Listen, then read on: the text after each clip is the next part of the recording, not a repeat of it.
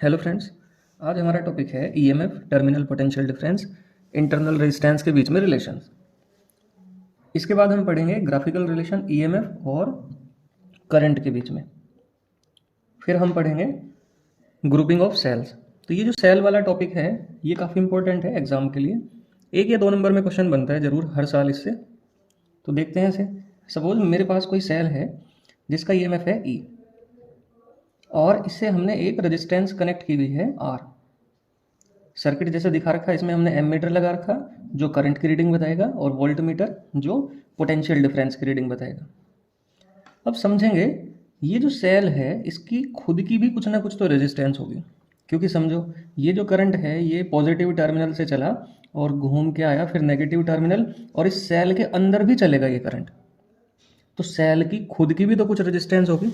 हमने लैब के अंदर कई बार सेल बनाई। तो सेल कैसे बनाया करते हैं हमने एक बीकर लिया और उस बीकर के अंदर हमने 2 एनोड डाल दिए, एक कैथोड और एक एनोड। तो चार्ज पार्टिकल्स को इन इलेक्ट्रोड्स के बीच में भी तो मूव करना पड़ेगा।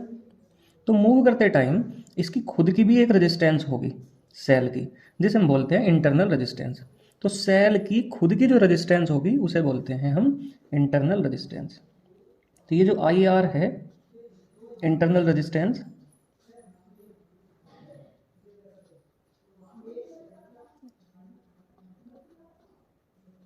ये सेल की रेजिस्टेंस है।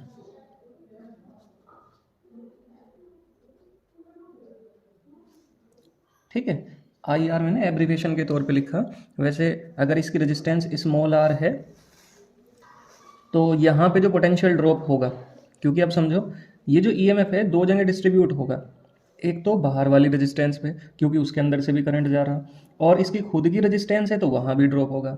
तो अगर मैं इस ईएमएफ की वैल्यू निकालना चाहूँ तो ईएमएफ होगा ई इज इक्वल टू, भाई ये करंट चला यहाँ से, करंट गया इस रेजिस्टेंस के अंदर, तो यहाँ पोटेंशियल कितना होगा आई और रेजिस्टेंस कितनी है आर, प्लस इसकी खुद की एक रेजिस्टेंस है उससे करंट जा रहा तो वहाँ कितना पोटेंशियल ड्रॉप होगा आई और स्मॉल आर। स्मॉल आर क्या है, इंटरनल रेजिस्टेंस है।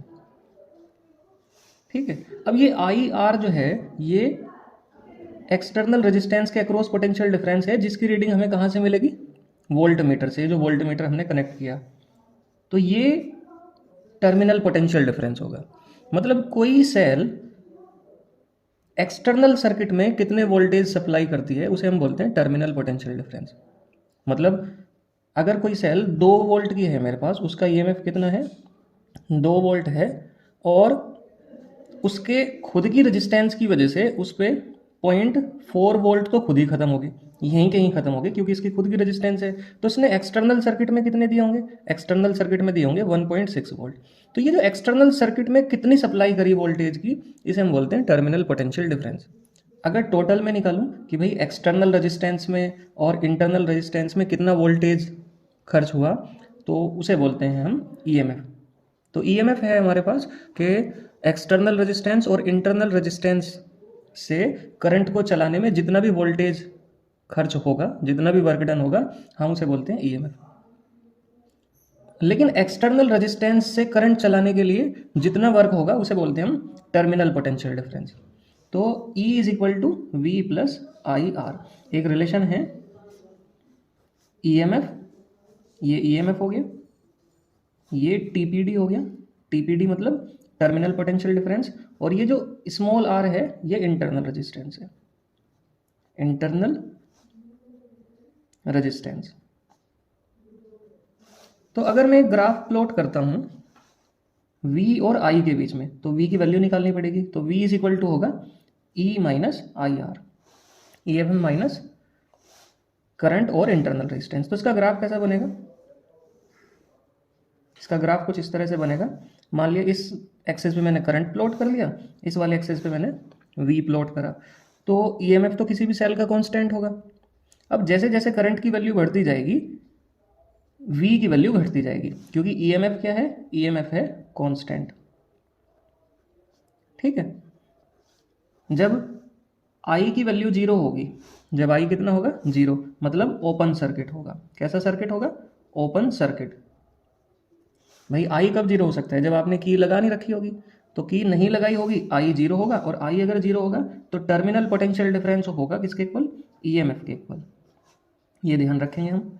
तो यहाँ पे मान लिया ईएमएफ की वैल्यू ये है, ई ये है। अब जैसे जैसे इन क्लोज सर्किट के अंदर जैसे जैसे करंट की वैल्यू बढ़ेगी, ऐसे ऐसे ही हमारे पास टर्मिनल पोटेंशियल की वैल्यू कम होती चली जाएगी। तो ग्राफ कुछ इस तरह का बनेगा, ठीक है, एक स्ट्रेट लाइन बनेगी इस तरह से, और ये आफ्टर ऑल जाके इसी एक्सिस को टच कर जाएगी, ठीक। तो ये हमें पता लग जाएगा। इस ग्राफ से हमारे से क्वेश्चन भी पूछे जाया करते हैं, आपको एक ग्राफ बना के दे दिया जाएगा। मान लिया ये उसने दे दिया 6 वोल्ट यहाँ रीडिंग, और यहाँ उसने रीडिंग दे दी 2 एम्पियर। तो हमारे से पूछ लिया कि बताओ ईएमएफ और इंटरनल रेजिस्टेंस निकालो सेल की। तो कैसे निकालेंगे हम भाई, ईएमएफ तो हमें यहाँ से ही पता लग जाएगा, when I is equal to zero, तो वी किसके इक्वल होगा, ईएमएफ के, सॉरी जीरो। आई जब जीरो होगा तो वी किसके इक्वल होगा, ईएमएफ के, और ईएमएफ कितना होगा यहाँ देख के, क्योंकि वी की वैल्यू है 6 वोल्ट, तो ईएमएफ हो गया 6 volt. When I is equal to कितना है, 2 एम्पियर, आई की वैल्यू कितनी है 2 एम्पियर। तो हमें दिखाई दे रहा कि वी की वैल्यू कितनी है, वी की वैल्यू जीरो, क्योंकि इस वाले एक्सिस पे वी की वैल्यू कितनी होगी, जीरो होगी। तो वी जीरो है, हमें रिलेशन हमें पता कि E is equal to V plus I R. EMF कितना है, ईएमएफ तो हमने ऑलरेडी निकाल लिया 6 वोल्ट, और वी कितना हो गया, वी हो गया जीरो, प्लस आई कितना है 2, और आर की वैल्यू हमें कैलकुलेट करनी। तो ये 2 इधर मल्टीप्लाई में डिवाइड में चला जाएगा तो 3 आ जाएगा। तो स्मॉल आर जो है इंटरनल रेजिस्टेंस कितनी आ गई, वो आ गई तुम्हारे पास 3 ओम। तो इस तरह से अगर क्वेश्चन आता है तो हमसे सोल्व कर लेंगे। तो ये है ईएमएफ, टर्मिनल पोटेंशियल डिफरेंस और इंटरनल रेजिस्टेंस के बीच में रिलेशनशिप।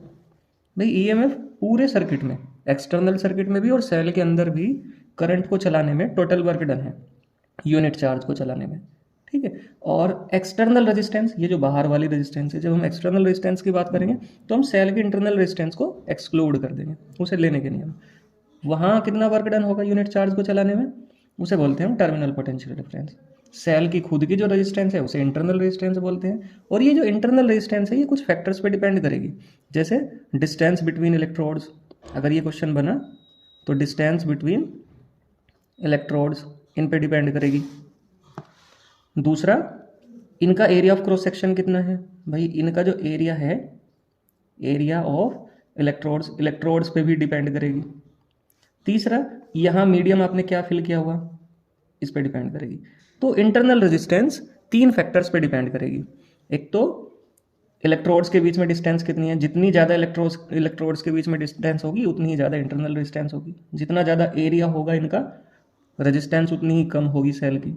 और मीडियम पे तो डिपेंड करेगी कि आपने कौन सा मीडियम फिल करा। तो आफ्टर ऑल जैसे रेजिस्टेंस थी, इसी तरह के फैक्टर्स इंटरनल रेजिस्टेंस के लिए भी है।